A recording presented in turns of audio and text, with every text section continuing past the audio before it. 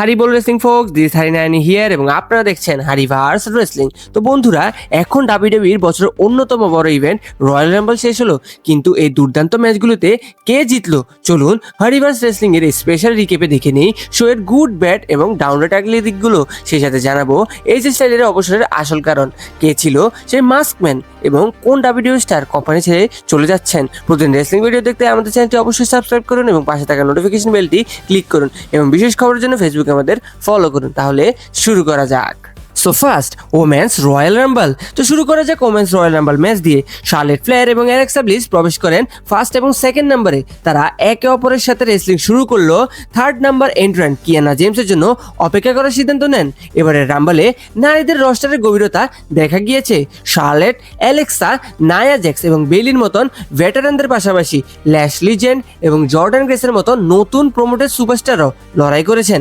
The জাজমেন্টের leave Morgan, রাখেল Rodriguez এবং Roxana press triple team হয়ে একের পর এক অপোনেন্টকে বের করে দিয়ে ডমিনেট করেছেন। তবে এনএক্সটি ট্যালেন্ট যেমন সোল রুকা, জেসি জেন এবং লোলা ভাইস সবাইকে মুগ্ধ করেছেন। মনে হচ্ছিল ম্যাচটি যে কেউ জিতে নিতে পারে, কিন্তু শেষ চারে টিকে ছিলেন রাখেল রড্রিগেজ, লিভ মর্গান, সোল রুকা এবং রিটার্ন করা টিফিনি স্ট্র্যাটন। লিভ মর্গান সবাইকে অবাক করে দিয়ে প্রথমে রাকেলকে এলিমিনেট করেন। তারপর টিফিনি যখন সোল রুকাকে বের করে দেন, তখনই লিভ সুযোগ বুঝে স্ট্র্যাটনকে বের করে দিয়ে ওমেন্স রয়্যাল রাম্বল জিতে নেন। And second AJ Styles versus Gunther. এরপর ছিল এজে স্টাইল ভার্সেস গুন্থারের ম্যাচ। শর্ত ছিল এজে হালে তাকে রিটায়ার করতে হবে। আজ রাতে এজে স্টাইলসের জন্য সবকিছুই বাজি ধরা ছিল। অন্যদিকে গুন্থার চেয়েছিলেন তার রিটায়ারমেন্ট লিস্টে দ্য ফিনোমিনাল ওয়ানের নাম যোগ করতে। ম্যাচটিতে এজে সে একই জেদ আর দক্ষতা দেখিয়েছেন যা আমরা গত শনিবারের মেইন ইভেন্টে শিনস্কে নাকামুরার বিরুদ্ধে দেখেছিলাম। এজে তার মার্সিলেস অপোনেন্টকে থামানোর আপ্রাণ চেষ্টা করেছেন। ম্যাচের এক পর্যায়ে এজের হাত ফেটে রক্ত বের হতে থাকে, যা দেখতে বেশ ভয়ানক ছিল। এমনকি সেই রক্ত গুন্থারের গায়েও লেগে যায়, কিন্তু দুঃখজনকভাবে এজে স্টাইলস ম্যাচটি শেষ করতে পারেননি। গুন্থারের ক্রমাগত আক্রমণে এজে দুর্বল হয়ে পড়লে গুন্থার তাকে স্লিপার ক্লাচে লক করেন এবং টেকনিক্যাল নকআউটে জয়ী হন। রেফারি এজের হাত একবার তুলে ধরলে তা নিস্তেজ হয়ে মাটিতে পড়ে যায়। গুন্থার ম্যাচটি জিতে নেন এবং এজে স্টাইলস অফিসিয়ালি ডাব্লিউডাব্লিউই থেকে রিটায়ার করেন। জ্ঞান ফেরার পর এজে বুঝতে পারেন তিনি হেরে গেছেন। ফ্যান্সরা তাকে হাততালি দিয়ে সম্মান জানান। এজে তার রেসলিং গ্লাভস খুলে রাখতে গিয়েও আবার পরে নেন, কিন্তু ভক্তদের ভালোবাসার জবাবে টু সুইট সাইন দেখিয়ে বেশ আবেগপ্রবণ হয়ে ব্যাকস্টেজে চলে যান। অনেকে প্রশ্ন তুলেছেন রেফারি কেন মাত্র একবার হাত চেক করলেন। আসলে জন সিনার ক্ষেত্রে যেমন রেফারি দেখেছিলেন তিনি ফেড হয়ে যাচ্ছেন, তাই 3 বার চেক করেছিলেন, কিন্তু এজের ক্ষেত্রে রেফারি বুঝতে পেরেছিলেন তিনি পুরোপুরি অজ্ঞান হয়ে গেছেন, তাই একবারই যথেষ্ট ছিল। কমেন্ট্রিতে এটি বুঝিয়ে বলা উচিত ছিল, কারণ অনেক ফ্যান্স কনফিউজ ছিলেন। And third undisputed championship. এরপর ছিল WWE undisputed championship match. Champion Drew McIntyre versus Sami Zayn. এটি ছিল স্যামির জন্য ওয়ার্ল্ড টাইটেল জিতে গ্র্যান্ড স্ল্যাম চ্যাম্পিয়ন হওয়ার একটি বড় সুযোগ। সৌদি আরবের ভক্তদের সামনে স্যামি তার চিরচেনা লড়াকু মানসিকতা দেখিয়েছেন। ড্রু থেকে অনেক মার্কেও তিনি টিকেছিলেন। দুজনেই তাদের ফিনিশার্স কানেক্ট করেন, কিন্তু জয় আসেনি। শেষ পর্যন্ত পরপর 2টি ক্লেমর কিক স্যামির স্বপ্ন ভেঙে দেয়। ড্রু 1, 2, 3 কাউন্টে ম্যাচ জিতে টাইটেল ধরে রাখেন। Now for men's Royal Rumble.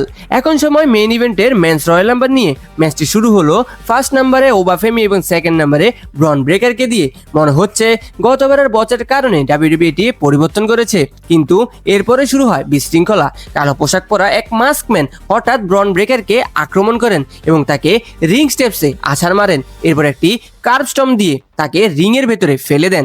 Obafemi সাথে সাথে ব্রনকে এলিমিনেট করে দেন, যিনি মাত্র কয়েক সেকেন্ডেই টিকে ছিলেন। পল হেমন এটি দেখে স্তম্ভিত হয়ে যান, কিন্তু সেই রহস্যময় ব্যক্তি ততক্ষণে উদা হয়ে যান। ম্যাচের শেষ চারে ছিলেন Logan Paul, Roman Reigns, Randy Orton এবং 30 নম্বরে আসা গুন্থার। রোমান রেইন্স এলিমিনেট করেন লোগান পলকে আর গুন্থার বের করে দেন রেন্ডি অর্টনকে।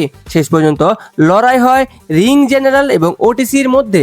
রোমান একটি পাওয়ার বম এবং একটি স্লিপার কাউন্টার করলো।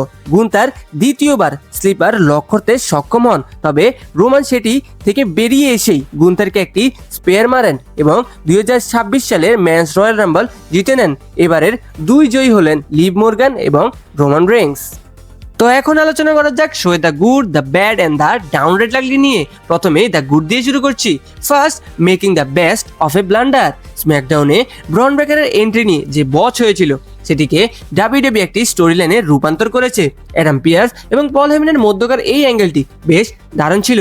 And second, women's royal rumble surprise returns. Brie Bella এবং 30 নম্বরে টিফিনি স্ট্যাটনের ফিরে আসা ভক্তদের জন্য বড় সারপ্রাইজ ছিল। And third, Liv Morgan's command performance. যারা লিভের সমালোচনা করতেন আজ তিনি তাদের মুখ বন্ধ করে দিয়েছেন। পুরো ম্যাচে তিনি দুর্দান্ত খেলেছেন। And four, the women's Rumble MBP. নতুন মুখদের সুযোগ দেওয়ার দিক থেকে এই রাম্বল সেরা ছিল। বিশেষ করে 26 বছর বয়সী সোল রুকার পারফরমেন্স ছিল চোখে পড়ার মতো। তার 450 ক্লোথ লাইন এবং সেভ ছিল অবিশ্বাস্য। নিশ্চয়ই তিনি ভবিষ্যতের চ্যাম্পিয়ন হবেন। And five, a grand finale retirement match করা খুবই কঠিন, কিন্তু এজে স্টাইলস এবং গুন্থার আজ একটি ক্লাসিক ম্যাচ উপহার দিয়েছেন। নিজের ডেবিউর ঠিক 10 বছর পর অবসরে যাওয়াটা বেশ কাব্যিক ছিল।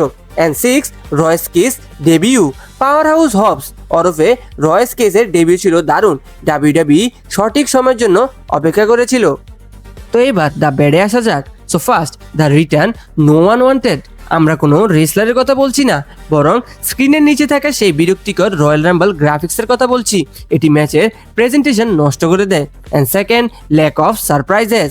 নারীদের ম্যাচে সারপ্রাইজ থাকলেও পুরুষদের ম্যাচে বড় কোনো সারপ্রাইজ ছিলই না। এজে লি, পেজ বা জেফারিরা কোথায় ছিলেন? And third, a wonky ending. AJ স্টাইলসের ম্যাচের এন্ডিংটা একটু অদ্ভুত ছিল। অজ্ঞান হওয়ার পরপরই তার জেগে ওঠাটা বেমানান লেগেছে, আর তার আরও ভালো সেল করা উচিত ছিল। And four, Rusev flopped return. রুসেফকে ফিরিয়ে আনাটা ডাব্লিউডাব্লিউইর একটি বড় ভুল সিদ্ধান্ত বলে মনে হচ্ছে। ক্রাউড রিয়েকশন এবং তার পারফরমেন্স সবাই ছিল হতাশাজনক। And five, weak men's rumble. পুরুষদের রাম্বলটি বেশ প্রেডিক্টেবলই ছিল। ব্রক লেসনারের এলিমিনেশন ছিল দায়সারা। তাকে কেন জাসের এন্ট্রির সময় বের করে দেওয়া হলো? ফ্যানরা গুন্থার ভার্সেস ব্রকের লড়াই দেখতে চেয়েছিল। এছাড়া এলএ নাইটকেও খুব দ্রুত এলিমিনেট করা হয়েছে। অ্যান্ড নাও এজে স্টাইলস রিটায়ারমেন্ট অ্যান্ড মাস্কম্যান। এজে স্টাইলসের অবসরের পেছনে কিছু বড় কারণ থাকতেই পারে। প্রথমত, এটি গুন্থারকে একজন ক্যারিয়ার কিলার হিসেবে প্রতিষ্ঠিত করছে।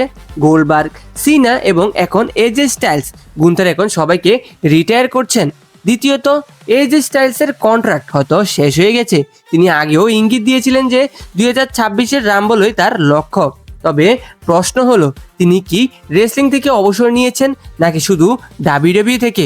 তিনি রিংয়ে গ্লাভস রেখে আসেননি, যা ইঙ্গিত দেয় যে তিনি হয়তো টিএনএতে ফিরতে পারেন। আর সেই মাস্কম্যান কে? অনেকে বলছেন এটি সেথ রলিন্স, কারণ তিনি কার্ভস্টম দিয়েছেন। আবার অনেকে ধারণা যে এটি ফিন বেলর বা অস্টিন থিওরি। ডাব্লিউডাব্লিউই আমাদের বিভ্রান্ত করার জন্য যে কোনো কাউকে মাস্কের নিচে রাখতে পারে। অ্যান্ড ফাইনালি একটি বিদায়ের খবর। দ্য রকের মেয়ে সামন জনসন ওরফে এভা রেইন, যিনি এনএক্সটির জিএম ছিলেন, তিনি ডাব্লিউডাব্লিউই ছেড়ে দিচ্ছেন। ইনস্টাগ্রামে তিনি জানিয়েছেন যে তিনি তার কন্ট্রাক্ট রিনিউ করছেন না। এটি তার জীবনের একটি নতুন মোড় হতে চলেছে। তো বন্ধুরা, এ ছিল আজকের রয়্যাল রাম্বলের আপডেট এবং রুমার্স, যা আপনাদের জানা দরকার ছিল। আপনাদের কি মনে হয় কমেন্টে আমাদের মতামত জানান। দেখা হবে পরের রেসলিং ভিডিওতে। ততক্ষণ ভালো থাকবেন। Have a good day.